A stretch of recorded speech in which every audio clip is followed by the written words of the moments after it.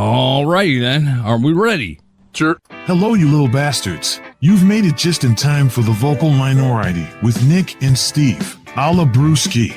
If it's your first time tuning into the podcast, welcome to the show. You'll soon realize that Nick is very decent and just about as sweet as cherry pie. He's one of few that has never done anything wrong. There's a big part of me that likes to help elderly people across the street. Only I take them about halfway. Okay, and then I just leave them there. I find I'm still doing more than the average person, so it is what it is. Steve is a guy that's exceptional, exceptionally horny. You definitely wouldn't want to have him around your mom if she's hot, but you will want him at every party.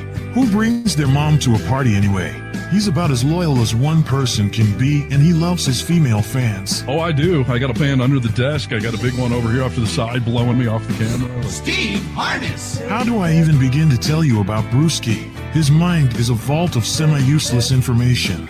Useless until you need it. It's at that very moment that his oddly overgrown brain will seduce you like Fabio and low-calorie butter. It's time for another brewski. This one is a crazy brewski. You're right, dude. We get it. Someone get me some Cheetos! Will you please move on, dude? You're right, okay? Let's get the podcast going, shall we? Ladies and gentlemen, it's the Vocal Minority with Nick and Steve.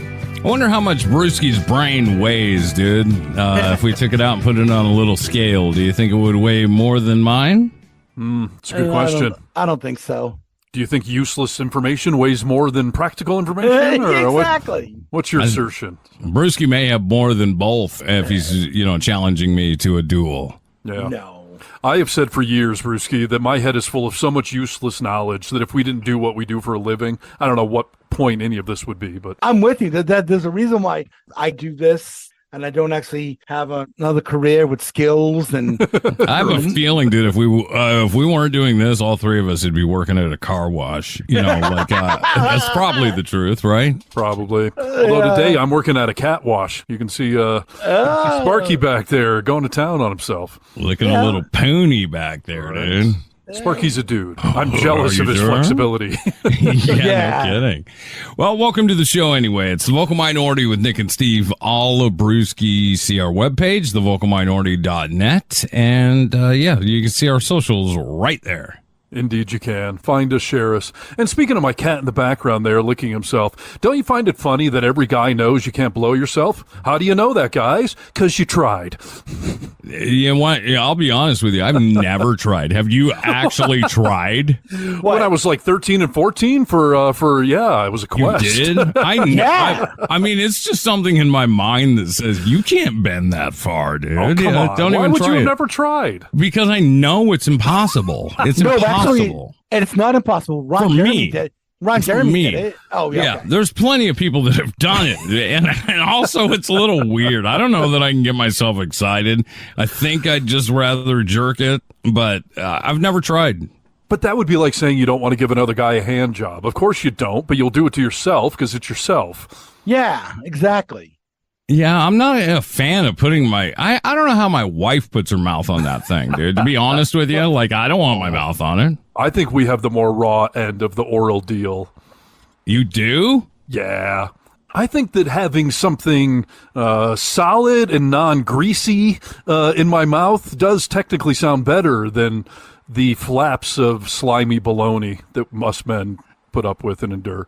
I suppose. Yeah, but think about this though. Yeah. What if somebody is unsnipped and then she's got to roll back the turtleneck, and let's just say that dude isn't the cleanest guy and that sort of thing. Yeah.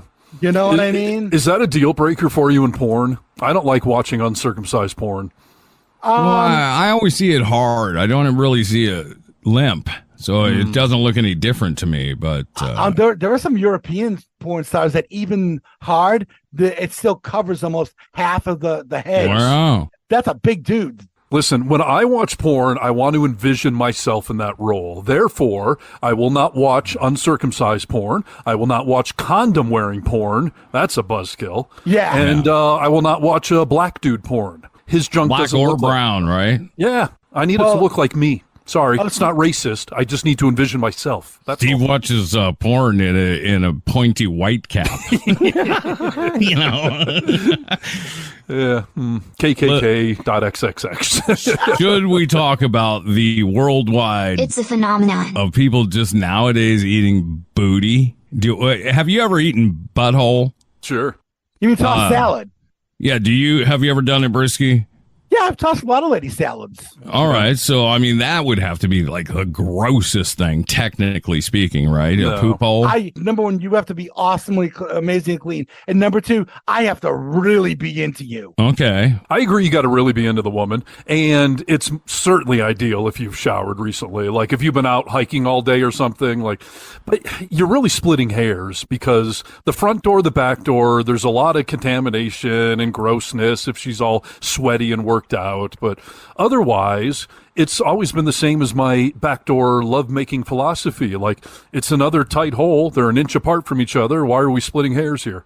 Well, here's the thing. You can take a shower and be all good in that holio, the back hole. But, Yeah.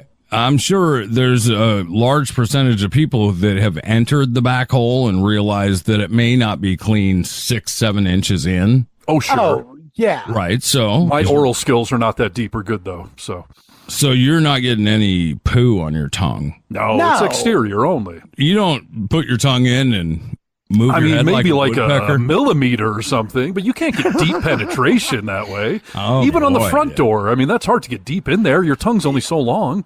I Yeah, go and- Not Gene inches at a Simmons. time, dude. I go inches. I mean, I just really make my tongue swell and go inches. Wow. Well, Okay. you ever, That's not true. you ever see the TV show Lock Up Raw on MSNBC? No. Prison Oh, stuff? yeah. And there's this one guy, they call him the Booty Warrior. And he talks about how Yeah. he talks about what he does to new prisoners. And he tells them that they have to lick his backside and that sort of thing. He actually says you can do it with syrup or jelly. He preferred syrup. So they put Oh. syrup on it and lick it and that sort of thing. He wants you to get in there because at the same time, it's So going to gross. stimulate his prostate so that he can blast off. Wow. Sure. I don't So know how you get penetration like that with your tongue, but okay. Little syrup to sweeten the deal. Yeah. International House of Anal. That's great. Syrup on there. Well, here's the other side of it. Do you enjoy getting your butt eaten? You know, here's the deal. In my early 20s, I had a girl that was into that, and it was fun. I don't discriminate. She Trying had to think who that would have been. It was the 35-year-old. Okay. Yeah. And, she would be, combining everything down there, and it was okay. But now that I'm into my late 40s, I got issues going on down there. Just stay away. It's Probably best that they don't. Same thing here. You know, when I was in my 20s, it was something I enjoyed. Cute. You know, right. It hasn't aged well down there. Just leave no, it alone. it hasn't. Especially if I just woke up, you don't want Yeah. to go anywhere near there. What does that mean? What does that have to do with what happens when you just wake up? Been all sweaty all night. Or Yeah, and also our bodies, we tend to expel gas while we're sleeping, you know, and you got swamp right. ass when you wake up, you know, and Yeah, Right. fair So- enough. back in my mid 20s, I hooked up with this older woman who wanted me to do that for her, Yeah. and something didn't feel right when I was down there. oh boy. She said, "Oh, don't worry about that. That's just a couple of hemorrhoids." Right. Exactly. Oh, dude, I just got nauseous, honestly nauseous from No, that. Like I mean- little speed bags. Yeah, You know, little, like, little oh. speed bumps right there. Yeah, Yeah. No. Nope, I'm out like a trout. Yep. Stay away. hemorrhoids. Yeah. This is the kind of good knowledge and information we like to pass along here on the Vocal Minority. So We are Yeah. looking out for you.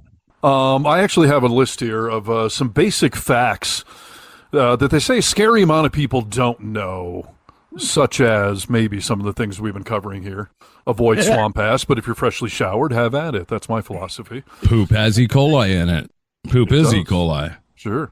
And you don't go from the stink to the pink, but you can go from the pink to the stink. You know what I mean? If you don't respect the girl, dude. I mean, if you Well, want to go no, that's from the respectful pink- way. Oh, I get what you're saying. A pink to stink, you're okay? Yeah. You just, once you go stink, you can't go back. So I thought we Exactly. were splitting hairs. I thought it was all bacteria.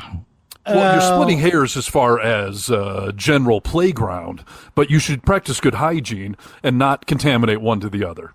All right. Question, where do we stand on ATM? Like Nick just said, if you really disrespect the woman, I think have at it. But yeah, I don't think any woman actually wants that. Some ladies like that sort of thing, yeah. But also, we didn't realize yeah. that a lot of ladies these days like to have their mouth spit into, and while they're being choked. So I was going to say, if she's requesting it, then the spectrum is wide open. Sure. I couldn't do that to anybody, dude. It's just, I couldn't do it and feel good about it. No. Now, what about a Dirty Sanchez? No, dude, I'm not putting poop on anyone's body intentionally. Like, I don't want to make a mustache. Just a little mustache under the nose. Yeah, no. My philosophy is if she wants it, anything goes. But otherwise, yeah, you should have some gentlemanly boundaries, I feel. If your girlfriend asked you, I've been craving a Dirty Sanchez, you would put your finger in her bum, pull out what poo you could, and make a mustache on her face with it? I'm here to please if you're asking for these things, I suppose. But I've told the story on the show before that a woman asked me to paint her face, give her a facial. Right. And I had never done it before. And so I was like, okay, if you're asking for it, sure. And I did it. And I immediately felt terrible. Yeah. It was just so demeaning, so terrible. And she's sitting there with her eyes closed, like, give me a towel. So I felt terrible about it afterwards, but she asked for it. So yeah, I'm a sport. I gave it a try. I need to ask, is this somebody recently, like within the past 20 years? It's post-divorce. Okay, that's all I need to know. That's all I need to know. But unfortunately, my list got pretty long in my post-divorce era. I'm really disappointed with the numbers I racked up. So You doubled your numbers. I pretty much did. I have to do the math, but yeah. A little whore. I accumulated more than I had intended on. So That's all right. You're looking for love, dude. Come on. that's right. You got to Dirty Sanchez your way to love. You know what I mean? Sometimes you do. So, all right. I've got this article here by, this is going to sound like I'm swearing, Nashit Jain. Nashit. Nishit. Nashit? Nishay. Okay. Nashay? Yes. Do I have to censor what I just said? That's Nishay. I don't think so. Nashay Jean. The topic is basic facts that a scary amount of people don't know. I don't know if I agree with this or not, so I thought I'd just run through some of these things, and let's see if we agree with that or if any of us have heard of these things or not. Let's do it. Did you know that scooping something out of a jar with a used spoon, meaning one you've already put in your mouth, it's going to make whatever's in that jar go bad quickly? Certainly more quicker than it would naturally expire. You're putting bacteria in whatever you're putting into the jar. If it's been in your mouth anyway. Our mouths are dirty with bacteria, dude. Oh, yeah. Well, referencing our earlier discussion, yeah. So this is why you don't go from the stink to the pink. Right. Yes. And you only take one spoon bite, and once it's touched your mouth, isn't this kind of like double dipping in the ranch dressing at the buffet or whatever at the party? Like, right. Yeah. Okay. I didn't know though that like if I'm home alone in my own peanut butter jar, I use a spoon. Which is fine if no one else is going to get into it. Is that what you mean? Yeah. Like no one else is going to eat it? But it will go bad faster because you've put bacteria in it. That's interesting. I did not know that. Are you aware that antibiotics do not work on viruses? Infection, right, is what they work on is infection. Yeah. Infection. Right. Yeah, I guess I knew that. A lot of people want antibiotics for everything, and there are even some types of things that doctors nowadays don't want to prescribe for because they're not worried about you. They're worried about society in general. As in, the more antibiotics we prescribe, the more we all become immune to them, and then they don't work when we need them to. And, it can cut both ways. That's a huge concern. I remember for a while, I had a tooth that has since been pulled, but it kept getting infected. And the doctor gave me antibiotics for it twice, and it got infected again. And I asked for antibiotics a third time. He was like, "You'll become resistant to these antibiotics if I keep giving them to you. So you can overtake antibiotics." Yeah. Did you know that antibiotics will make birth control pills ineffective? No, that's a good fact to stuff away in your sexual mind. Do you want to know how I know this? Did you blow it? It's why Neo exists in this world, my firstborn. Really? Yeah. So my ex-wife, she was on birth control, And, I was making direct deposits left and right. Yeah. And she got sick. And instead of going to the doctor, she had called her mom. And her mom was like, oh, what you've got, I just had it. I still have antibiotics left over. I'm just going to mail you the antibiotics. Now, a doctor would have stepped in and said, hey, by the way, if you're taking birth control pills, you should wear additional protection. Apparently, antibiotics take the pill from 90-something effective down to 15% effective. I mean, it drops it way the hell down. Yeah. And that's how we accidentally got pregnant. That's why my first morning exists, because antibiotics will defeat the birth control pill. Thank God for antibiotics, dude. We have Neo now, but it was a little surprise. Yes, it was. But also, let's see if we can get your ex-wife's mom in trouble now for federally sending medication prescribed to her through the mail right now. Should we put her in prison? I think we should, yes. Let's pursue that. I have always said that Neo was meant to be in this world. Like, they defied all odds to come into existence. Yes, so, 100%. I think that kid is destined for good things. So I don't know if we should be thanking Grandma or having her prosecuted for playing doctor. Well, we're glad it happened the way it did, but that's a good fact to know. So be careful out there, men and women. Now, on a similar topic, if you do not finish a round of medication, the infection can rebound. I've had a lot of doctors tell me this, like, finish the entire bottle. Like, don't even stop if you when feel better. Right. Yeah. A lot of people don't seem to know that. They just stop as soon as they feel better. I just freebase the first half of the bottle, and I figure that's more direct and effective. It probably gets it into your system faster. Right? I didn't know you were freebasing these days, dude. I love freebasing amoxicillin. It's so good. Yeah. It's very cleansing. So, all right. So finish the entire round. Again, these are basic facts that a scary amount of people don't seem to know. Did you know you cannot put out a grease fire with water? Water. Yeah. Yes. Makes it worse. Right. I think that was common knowledge, actually. What should you use? I mean, you got to use, take the oxygen out of the air with grease fires, right? I think baking soda. Isn't that what you can put on it?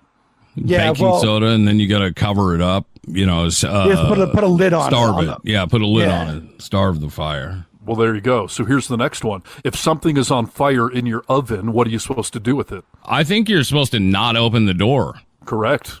For the reason you decided. Let it burn. Let it suck all the oxygen out of the oven. It'll put itself out. A lot of people try to take it out and either dump it in the sink or cover it up or whatever. They say, just let it burn inside your oven.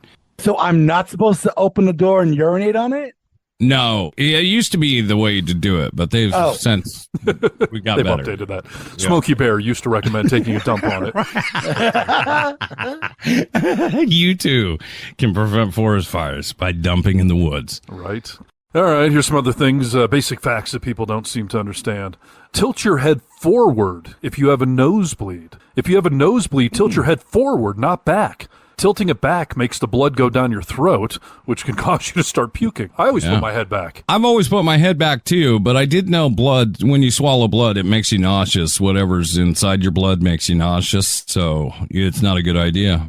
The last time I had a bloody lip and a bloody nose, I put my head back because I was just bleeding everywhere. It was coming out of my nose, my top lip, everything. Are you opposed to eating your own blood? No, not at all. Yeah. Do it all the time. Why do you eat blood all the time? All the time? No, like All the time I do it. If I get a cut on my finger or something like that, even though I'm putting lots of germs and bacteria into the cut itself, but that's the first thing I do. Well, then to circle back to our original discussion that started off the show, if you're with somebody you love and trust, will you get your Red Wings if it's her time of the month and she wants oral?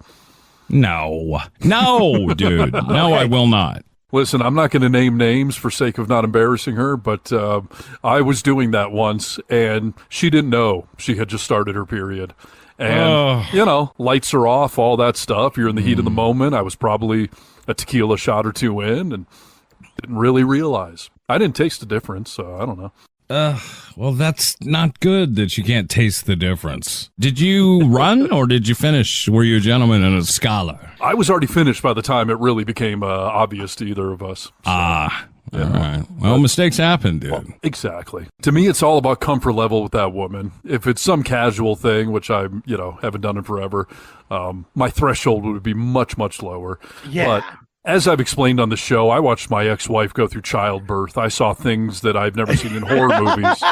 So my bar is pretty high for what grosses me out nowadays. So, All right. Well, what? happens to the best of us. I was just gonna, it is what it is. Yeah. Yes, it is. Got to be big boys here if we want to play. So. Yeah. All right. Let's see here. Basic facts that a scary amount of people don't know. This is an interesting one. Let me just ask you, how long does it take for the Earth to do one complete revolution? How long does it take for the Earth to complete one revolution around the sun? Around the sun, 365 days. Brewski? 24 hours. That's the confusion right there. Nick's correct. The Earth rotates once every 24 hours. That's day and night. But to go around the sun takes the full year. 365. Yes, it takes the full 365, yeah. And that's where a lot of people get confused. Is it a day or is it a year? And it's obviously a day for, day and night, but going around the sun all the way. It's a long ways around the sun, dude. Yeah. 365 days worth. I should give you guys a challenge. Maybe we'll do this on one of the shows. The other day at dinner with my kids, my son had to take a civics test, the one that immigrants would have to take to get their citizenship. Okay. Oh, yeah. Testing? Right. And the teacher was trying to, show a point of A, it's not so easy, and B, how many of you who grew up here in America would be able to pass this test? Sure. And so he got, I think it was 17 out of 20, which was enough to make him a citizen, thankfully. Almost lost him that day. We're going to keep Crosby. All right. Right. Good. But Neo challenged me, let's take a civics test online. Let's see who's better. And we found some website that just had some standard sort of civics test. And I will say a couple of the questions were weird, like what's the longest river in America? I don't know what that has to do with civics, but Mississippi. I'd have to recall. Missouri. No, Mississippi is what I picked. I think it was wrong. Okay. But I got 45 out of 50. And Neo got 44 out of 50. And they were not happy. Oh, yeah, I bet not. No, you guys are both the exact same when it comes to competing. Right. Wow, that one question was flawed on the basis. Sure. That sounds like a harness excuse, dude. Exactly. I think I'd do poorly, to be honest with you. I think I'd be pretty close on a lot of it, but I think that your kids would beat me. That is definitely possible. All right. And these are basic facts that a scary amount of people don't seem to know. Did you know that England and the United Kingdom are not the same thing? Yeah. Brewski, are you aware of this fun fact? I mean, I know England is its country itself, and the United Kingdom is including Scotland and Wales and Ireland. Yeah, exactly. Yeah. Here's a weird one that I don't understand how this is a thing. Basic facts that people should know. You should empty your vacuum cleaner regularly. Sure. How do you not empty it regularly? It won't keep picking stuff up if you don't. I'll tell you this, dude, that a lot of people have not moved into the current century. They still use a bag for a vacuum. Yeah. And those bags can take, some of them are 2.5 feet long. So they could take a lot before you have to empty them. So I think it's a old school thing. But I would still argue you have to regularly, quote unquote, change the bag, even if it can go a month versus the bag list that only go a week or whatever. You still got to change. It's not working if you don't change it every. I empty mine every time I vacuum. Is that the truth for you? I have to. Okay. I fill that thing up. And yeah, by the way, I have a bagless vacuum cleaner and I hate it. I want one that has a bag. I don't want the chance to play with my dirt a second time. Yeah. What do you mean? You just pop open the lid and put it in the garbage. And a dust cloud comes emanating out from it. And then you got to get in there. You got to scoop stuff out of it because chunks of hair get caught up in there. And I don't want to touch my dirt again. Put it in a bag, throw the bag away. No more dirt. Well, you want to ruin the environment and, make global warming happen sooner? Go ahead and keep printing paper, dude. That is my goal, yes. Aren't those bags made out of paper and are they biodegradable? No, Brewski, come on. They're not biodegradable. Quit. This is a fairy tale you're looking at. How dare you, Brewski? I guess I learned something new today. I would love to find bag vacuum cleaners still. They're almost impossible to find. Go to the thrift store, dude. Go to Goodwill. You'll find a wall of them. Well, believe it or not, there are still some shops that actually repair vacuums. Yeah, sure. Yeah. Vacuums are so cheap. I just buy I mean, I know you can spend a lot on the really nice ones, but I go to Walmart every 6 months and just buy a new one for $75 or whatever it is because they don't last. And I do empty my canister outside, by the way, but it still creates this dust cloud. I still got to get in there and get chunks of hair out. It's just gross. You got a tough life, dude. We get it. Okay. You got a hard life. We understand After that. vacuuming my mansion, I hate that I have to go out. All right. Well, But, empty yeah. your vacuum once a week. Good to know. All right, here's a fun one. You don't need apostrophes to make a word plural. Yes. Oh my gosh. Yes. This is Nicholas? the one you used as an example. And like when you say the reasoning behind it, I get it. And I feel like I know it, but I don't feel like I always do it. I feel like I make the error in real life. I mean, if Yeah. something is plural, if there's more than one, you just have to add an S. But the one I get stuck on is whether the apostrophe goes before the S or after the S. If you're saying Steve's house, is it STEVE, comma S? Yes. Or STVES, comma? No, Or apostrophe. apostrophe. The apostrophe, Not a comma, apostrophe. the apostrophe comes between the E and the S because you're showing possession at Steve's house. They're going to Steve's house. It only comes after. If I was going to say, like, my brother's name is Chris, and if I was saying Chris's, I could say CHRIS apostrophe, and it would mean Chris's house. You wouldn't have to add an extra S. Right. Yeah. Is that how it works? So Yes. you only Yeah. do the apostrophe after the S if it's already part of the word. Yes. Yep. And So- if you don't want to add an S, like on Chris, it ends with an S, so you could put in an apostrophe just after the original S, and it would make it Chris's without the extra S. I am so lost now. So Chris's house would never be CHRIS apostrophe S. Nope. No No. reason for a second S. None. Just an apostrophe. What if there's two Chris's? How do you write that? What do you mean? If Oh, I'm he means talking like- about Christopher Reeve and Chris Kringle are hanging out, hey, look, it's the Chris's. I don't know, dude. I'm not a professor. Maybe that would be an apostrophe ES, but No apostrophe S. apostrophe S, yeah. I did. Yeah, I have never talked about the Chris's, dude. I've never been in that situation. I just do apostrophe S just as a default. I don't know. I had an Yeah. English teacher once talk about the difference between who and whom. You know, Yes. WHO and WHOM.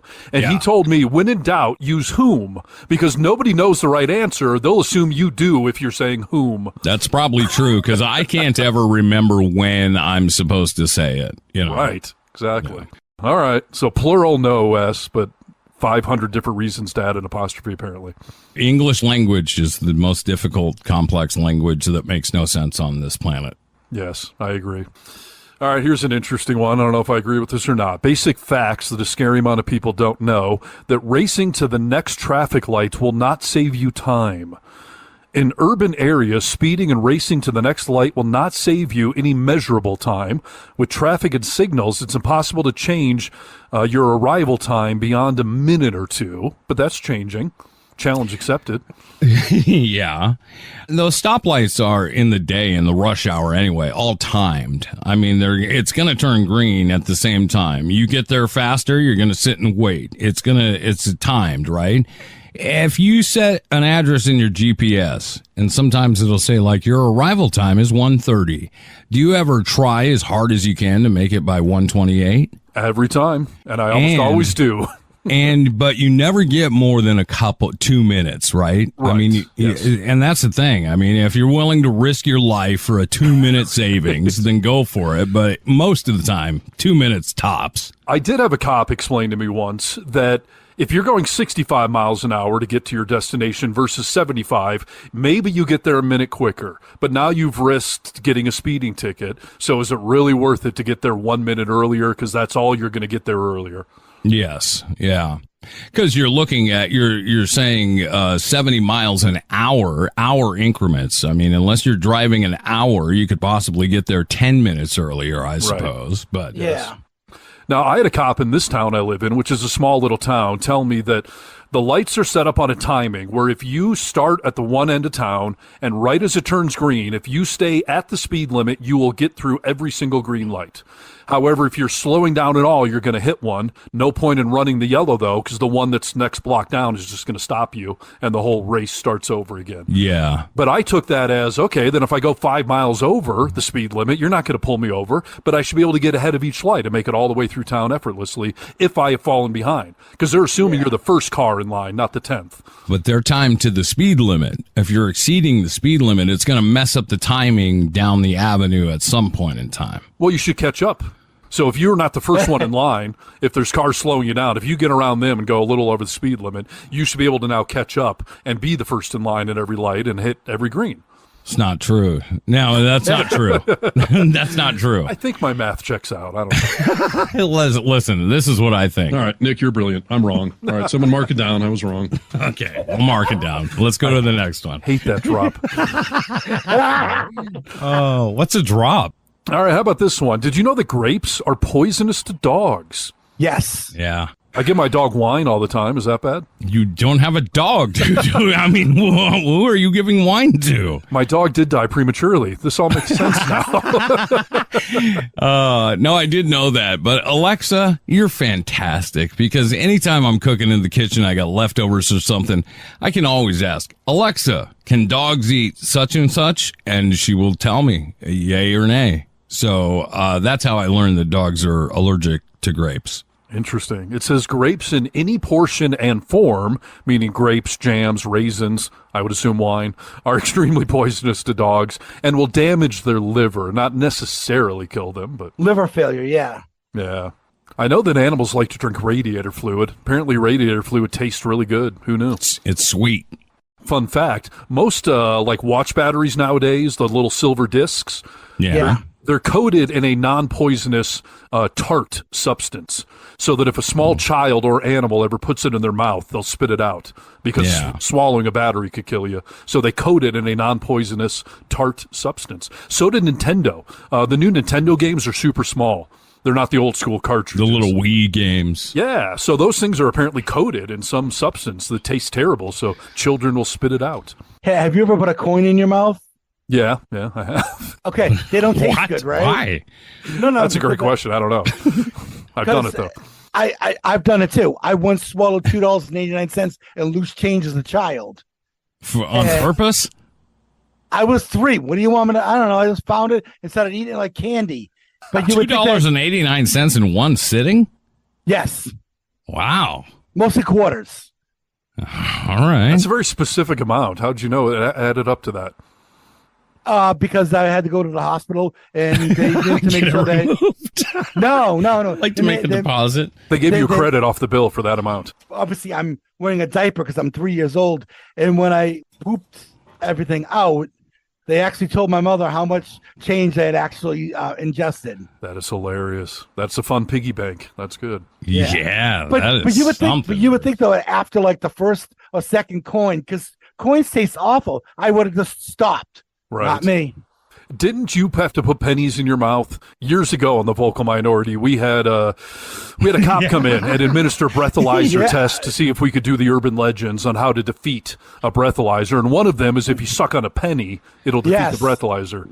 Yeah, because remember that was the night that you guys had me getting drunk the entire night. Right. And Steve wouldn't allow me to walk home. I was so drunk. Steve was like, I'm not letting you walk up the hill. Thought you were going to get raped, dude. I mean, you were out of it. Well, that hill is pretty big, and I was all over the place. Yeah. Right. That's funny. And that is a myth. Pennies won't help in a breathalyzer scenario. Yes, that is true. This is under the topic of basic facts that a scary amount of people don't know. This sounds more like homophobia to me, if anything, but lesbian and gay men are not attracted to everyone of the same sex. Yeah, no kidding. Yeah, exactly. Why would that even have to be said? A lot of guys think that all gay men are attracted to all men. Like every gay guy's going to come hit on me just because I'm a guy. I'm attracted to them. That's Completely just narrow-minded ignorant. bigotry. Yeah. Ignorance. Well, yeah. I mean, I always tell them, I'm like, you're not attracted to every woman you see. Exactly. That's kind of a weird one to throw in what they call basic facts. Let's see here. I find this one debatable. Basic fact: retail and hospitality workers are doing the best they can, so cut them some slack. Not all the time. Of course, not all the time. No. Yeah, I've worked those positions. I didn't do my best all the time. I gave it away. It was about a 50% chance you got my best. Yeah, exactly. Now, I will tell you, my ex-wife works at a tire store in retail. Neo is now working at a Mexican restaurant here in town. And I always tell people that work with the general public, like, I feel bad for you because a lot of people go in there and are just douchebags because they feel entitled or whatever. Yeah. That's the bad side of things. But you also, you can't assume that every retail worker is doing the best they can. Hell no. No, dude. I mean, there's a difference. If you go in a restaurant and you realize, oh, these guys are busy, that person is doing the best they can. I mean, they're slammed, so they're doing good. But you can tell with the attitude if they're trying to do the best they can or not. And there's a lot of bastards that are working out there now. And even from our generation that are not doing their best, and they make it very well known. I got a guy I buy cigarettes from every Sunday. He does the worst job. It's become so comical to me to be waited on him at this, little mini mart to go get cigarettes. He has an Xbox hooked up to the TV right at the counter. He's constantly watching movies. And I mean, this guy I come in every Sunday, same time, because it's usually on the way home from my mother's house. I'll grab a pack of cigarettes. It's late night, so he knows me. He grabs the wrong cigarettes after I say him. He does the worst job possible, and I have come to love it. I mean, I want him to be really bad at his job. I look forward to it. Well, because that's what you expect. I mean, it would seem out of the ordinary if he did a good job. That's right. And that, by the way, does not entitle you, the customer, to now go off on the guy. No, I mean, he's making minimum wage. Does he really owe me his best? Right. Come on. That's fair. Yeah, there's a lot of entitlement in retail businesses where people just feel they can abuse the crap out of you. This whole the customer's always right. No, you're not. No. But just because the person you don't think is doing the best job doesn't entitle you to go all Karen on them and start going Serve me. I'm paying for this. Serve me. Yeah, exactly. So I would dispute that little fun fact. And I believe that brings us to the end of this list. All right. Well, we learned a couple of things. Hopefully people learned. Indeed. I got another list we can kind of bang through here if you want to talk about things that men find impossible to tell women. I'm up for the challenge, okay? Yeah. I think that I won't have, we'll see. I don't think I'm going to have a problem saying this to any woman. This is a loaded one, and I'm not trying to start problems in my personal life, but the first thing on the list that men find impossible to tell women, I need some space. You want it's to on the list. On I'm not trying to do anything right. here. Okay. Why don't Brewski and I just take this one? Well, I'm going to sit this one out. Let me start off by saying this. And I feel like I can't talk about this without someone thinking that I'm talking to them. Now, listen, my girlfriend told me yesterday she wanted some space, and it started a whole thing. And so I don't know, but this is supposed to be me telling her I can't have space according to this list. So this is my motto, and I'm just being honest here, okay? And this is just personally me. I don't take space. Like I don't take space. I'm married, dude. I don't, if I need to go be by myself, I wouldn't say like, I need some space. Like I'll go for a drive and go to the grocery store or something. Like I don't ask for space because we're married. Like we're in a relationship, dude. Space? What is? Oh, does it exist? It's fair. Your wife also works a lot. I don't know that you need space. You already have a lot of space. She travels a lot, True. If we get into an argument, though, and I need some space, because there are times like if we're arguing and if the argument starts to be that we're like saying things that we don't want to each other just to be mean, like I will take some space, but I just take it. I don't ask for it. I just take it. Right. And it's usually a half an hour, Yeah, I mean, there's that kind of space for sure. And I think that if you communicate that I need to take a little break or breather or whatever, I think that's fine. But, someone like me, my big hobby is riding my dirt bike. And so that is a form of asking for space. Like, I'm going to go take some me time. I'm taking Saturday afternoon. I'm going to go ride the dirt bike. I'm going to be alone for that. Sure. Should I feel guilty for that? Like, no. And No. I'm not implying anyone's ever guilt tripped me for it, but, well, I take that back. My ex-wife used to guilt trip me for it. And, I felt like it's not that I want space from you, but this is a solo activity, and I'm going to be selfish, quote unquote, and set aside some time to go do this. Yeah. But I did find it hard with her, for sure. Here's the major question. Space. What does that mean? Does that mean a half an hour? Does that mean a month? I mean, saying I need space can mean several different things. I think it's more important when you ask for space to be direct about it. This is because that can be read into. You know what I mean? That's what I've learned of late. You should probably define what you mean by space. Yeah, right. I need a day, or do you need a month? Like, are we talking about space? Right. Yes, exactly. And it's one thing to, when you don't live with the person, it's easy enough to give them space. But when you live with the person, now it's like, how far away do I need to be? And like another room, downstairs, Like when you're married, I mean, I would say for the most part, in a healthy relationship, you sleep in the same bed together. So if you need space, like, does that end at 10 o'clock when we both go to bed? Because I mean, I don't have to touch you, but we're going to be sleeping in the same bed. Is that space? I don't know. I learned from many now years worth of couples therapy spanning multiple relationships that if an argument gets heated, that it is definitely okay and a good idea to call for a timeout. But you have to define it. 20 minutes. And after 20 minutes, we're all coming back here. And you should take the 20 minutes to try to de-escalate, take some deep breaths. What a lot of people do that's wrong is, I need space, and they just leave. And you're like, are you coming back in 20 minutes, in 2 hours? You coming back tomorrow? Like, you can't leave it open-ended.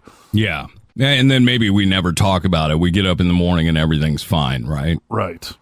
So, and the whole don't go to bed angry thing, sometimes, you do need to sleep on it, but you got to define that stuff. Yeah. Don't just vanish, and don't say something vague like, I need space, and then get upset when somebody doesn't text you because you asked for space. Next one on our story, please. Silence means silence. Sometimes silence is a way of relaxation. A person wants to remain silent to extract his depression, or there may be no reason. Men get silent without any reason and without notice, but their partners, their wife, their girlfriend, etc., always take this as a negative, as a sign of separation or space. That's funny, dude. I don't want to call it a problem in my relationship, but there's definitely times where Rachel will ask me, like, are you mad at me? Like, you're being so quiet. And that is very true. I almost feel like in those moments, like, I can't entertain 24/7. Like, I have a bad day too, where I just want to be in my thoughts, Right. And I think comfortable silence, whether it's with a girlfriend or a buddy, is the sign of a strong relationship. Yeah. We don't have to yak the whole car ride or whatever. Like, you can sit and be silent. It's okay. Yeah. And anytime someone's like, boy, this is awkward, the silence, I'm like, it wasn't awkward for me. You're feeling weird? That might be a sign of how you view our relationship. Because, comfortable silence. I heard Tina Fey years ago talk about, that she says some people will see an old couple in a restaurant and one's reading the news or one's on their phone and they're sitting there silent. And people look at them like, oh boy, they're not talking. That's a sign of weakness. She was saying, like, to me, that's a sign of what you're striving for, to be comfortable enough with someone where you can sit and read the newspaper separately, but together. You don't have to talk the whole time. And it doesn't mean you're mad. It's just you're comfortable. Right. Yeah. Silence is silence. So I don't know. Maybe this is a woman thing where they assume men are, giving them the silent treatment just because they're being silent. I don't know. And to be completely fair, I mean, I know there's times too where Rachel's had like a long week at work or something and she's being silent. And there have been times where I said, like, are you upset with me? Everything okay? And had that insecurity too. So I think it goes both ways. But you're right. Being comfortable with silence that's a sign of love, good connection, emotional maturity. Yep. Next one on the list here, things that men find impossible to tell women. I'm not sure about this one. There are no double meanings. A man on an online platform shared that the statement has no double meanings. Whatever I said is what I meant. Like, don't try to read between the lines. Sometimes. I mean, sometimes I do the double meaning. Sometimes I'm passive aggressive, like That's the problem. I used to tell my wife, like, don't listen to my tone. Like, if I told you I'm taking the garbage out, I'll take the garbage. I don't like the way you said it. I said I was going to do it, right? Isn't that what matters? But I don't know. There's a lot of nuance in the way something is said, isn't there? Sure. Yeah. And a lot of the time, like I said, I mean to do it. And it may be petty, but it happens. And I know it happens with Rachel, too. I know it happens with us buddies, dude, that sometimes you say something, I'll do it, but I want you to know that I'm not that happy about it. Right. You know what I mean? Right. Here's one that I know is, I think, come up on the show before, and we have varying opinions on that. A female friend doesn't have to mean a girlfriend. That a man can have a female friend other than the wife or girlfriend, but that a lot of women have a hard time accepting that. Sure, they do. It's insecurity, I would say. Or maybe you're not made to be trusted. Those are the only two reasons, really, I can think of, right? Like you've given a woman reasons not to trust you, and so Yeah, maybe you've cheated in the past, and then maybe I'm not okay with you having girlfriends. Right. Yeah. Or maybe this one particular woman that you're friends with that say you on and off have had things happen between you two, but now Right. you're just friends. Okay, well, you guys have had times in the past where you've kind of hooked up or done this or done that. Yeah. You know what I mean? But now you're just friends. But I mean, there are a lot of people though that are really good friends with their exes. Right. And I mean, not just because they have kids with them, but they're kind of mature enough to say, okay, like I have two friends, they started dating in high school, but they're still super, super tight because to each one of them, they're like family to one another. And there's nothing that's ever going to happen between them physically, but they can have that type of relationship. Not everyone can. Right. Nick? Yeah, I mean, well, we all know my views on relationships. I have girlfriends that I've hooked up with, that I've dated, I don't know. I guess I feel like if everything's solid in your relationship, it shouldn't matter. If it's not solid, then you may have some issues. You may run into some issues. So, Yeah. Maybe you're not with the right person. yeah. I think it speaks to insecurities for sure. But what Brewski just brought up is a good nuance. Like, I have a friend named Emily that I've known since, middle school. We've been buddies our entire lives. And I've had women have a problem with that. And I've always been like, we never hooked up. Like, it was never that. So I don't understand. It's not like an ex-girlfriend as opposed to an ex-wife where you have kids with or that kind of thing. Like, I think the history does kind of come in play. Did you ever make out with her or feel her boobs or anything? No. This is a good for instance. Judy, my friend Judy, went to the concert with her. Went to the concert with her this past weekend. Me, Rachel, Judy, and another friend of mine, Chris. I mean, Judy and I had makeout sessions back in high school. Rachel knows this. Long time ago. A long time ago, dude. I mean, we've both been married since and everything else. So, yeah, it was just kiddie stuff. I think it does depend on the relationship. You trust each other or not. And I guess, you know what, the truth be told, I have the same trust in some of Rachel's. I'm friends with some of the people that I know she's hung out with and maybe not had sex with per se, but fooled around with, been a boyfriend or whatever. And if you trust each other, it's fine. So I may be getting myself in trouble here, but I'm going to throw it out there anyway.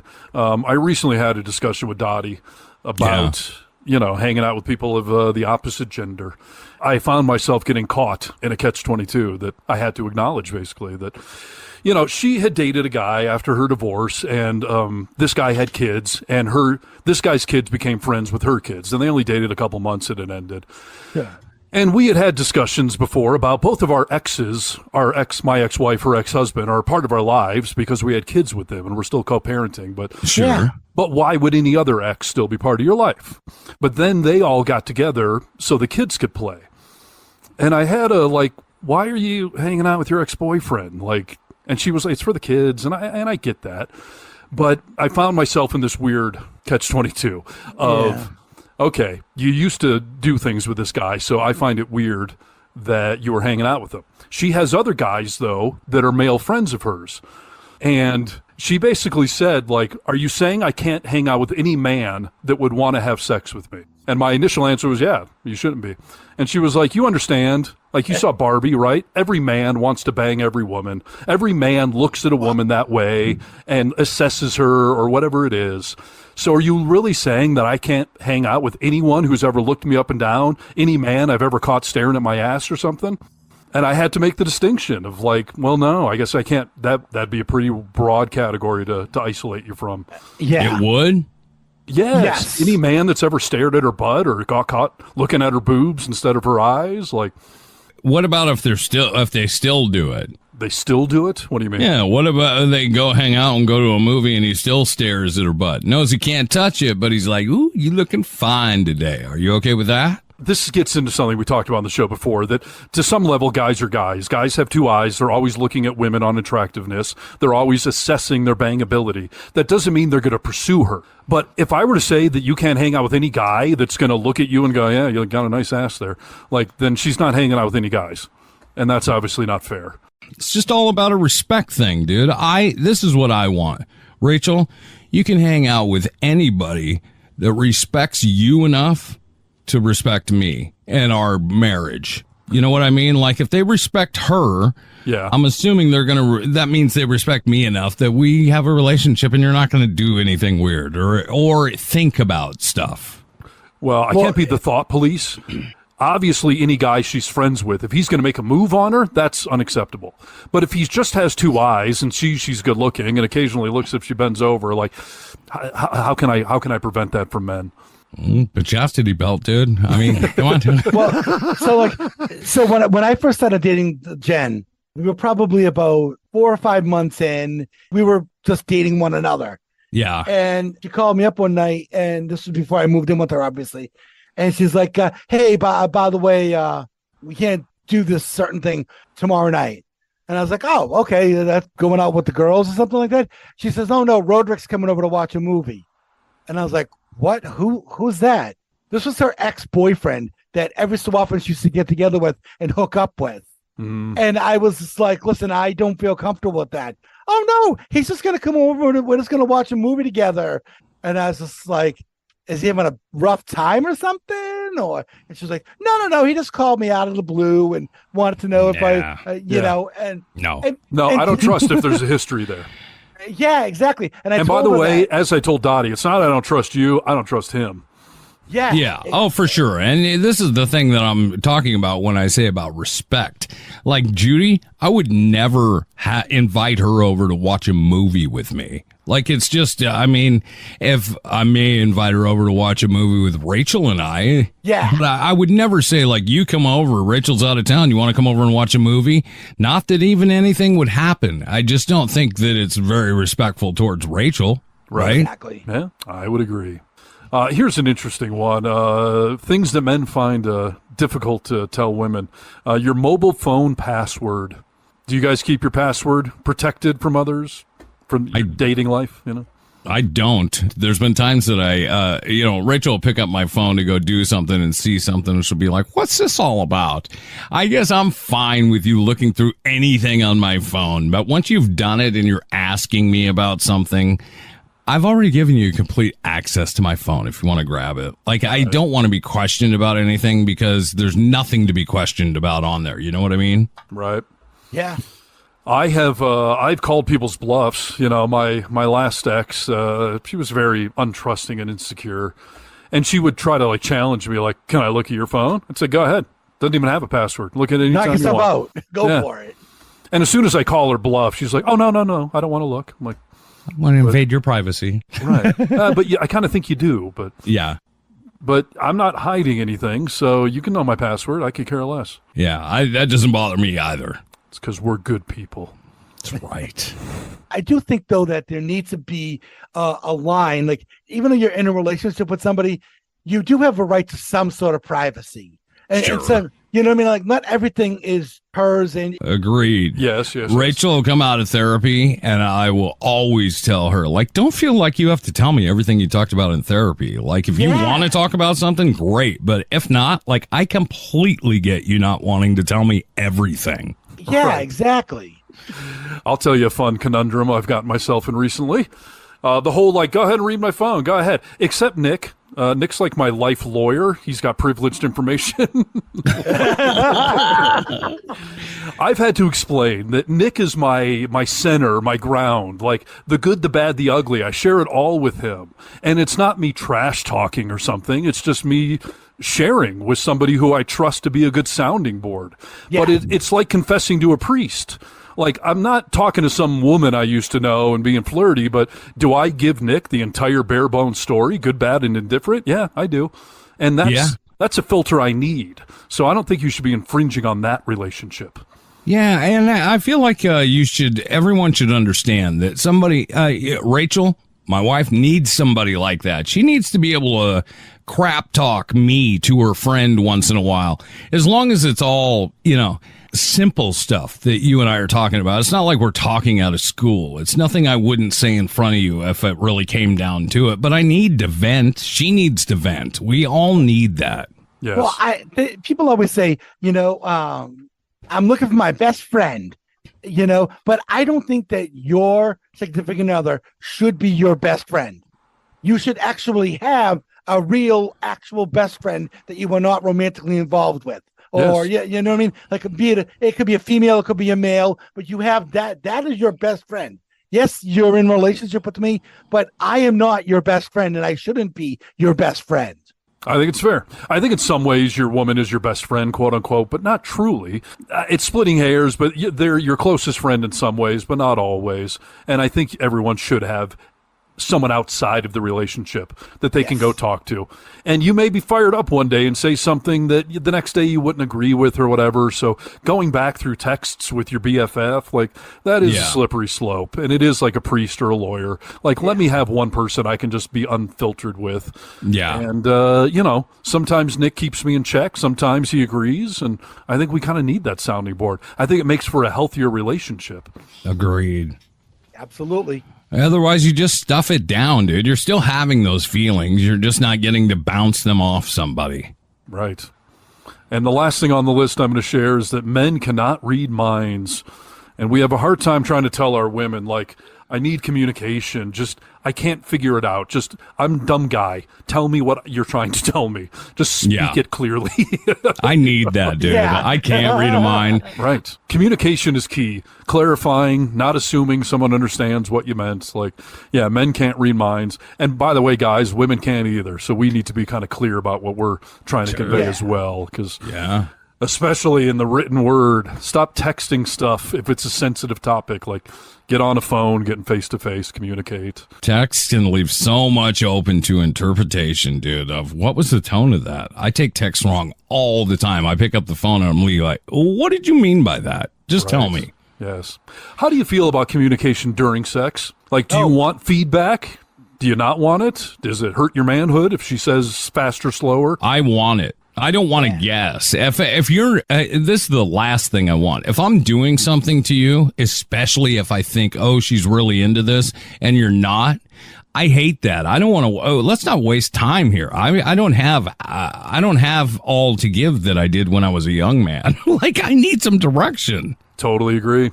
I've had a lot of women say, like, I don't want to talk down to you or coach you. I'm like, no. Don't make me waste my time doing whatever. Tell me what you want. Yes. I love that, dude, because if I'm doing something and I'm like, maybe she tells me later, I didn't, next time try it like this. Tell me when I'm doing it, dude. I need in the moment. Yes. In the moment. I'm not too proud to change my technique. Totally agree. Brewski? I love it because it's going to get you more excited, you feeling good. That means you're going to get more into it, which is going to then get me more excited and increase my pleasure as well while I'm taking care of you. Totally agree. My goodness. Tremendous play by Brewski. Perfect. I'll tell you an issue I've had of late is I need you to speak loudly. Like, I've been in a rock band. I've been to a lot of concerts. Sometimes Dottie, like, whispers things, and I got to be like, what was that? Like, like, say that again. What was it? Tell me what you need. Like, just speak clearly. I appreciate your speaking, but honey. You got to speak clearly, okay? No sweet nothings. I need to direct, Right. concise communication. Yeah, you can whisper sweet nothings, but if you have an edict, an order, or something that'll feel well, speak in a clear toned voice. Steve needs hearing aids, Dottie. Right. It's been a lot of rock and roll in my life. That's a good sponsorship opportunity right there. Yeah, let's get some hearing aids going on in this program. Yeah. It's not just for old men anymore. Lovers need them too. All right, boys. Well, that'll do it for another episode of The Vocal Minority with Nick and Steve Brewski. Indeed. Find us online, thevocalminority.net. And for the love of God, find us on the socials and help spread it worldwide for us. There he goes. Say goodbye, Brewski. Goodbye, Brewski. And we say bye-bye. Test 1 2, test 1 2. Check. Ladies and gentlemen, this is The Vocal Minority with Nick and Steve. Nick Reynolds, Steve Harness, and Cousin Brewski. The Vocal Minority with Nick and Steve. Take one.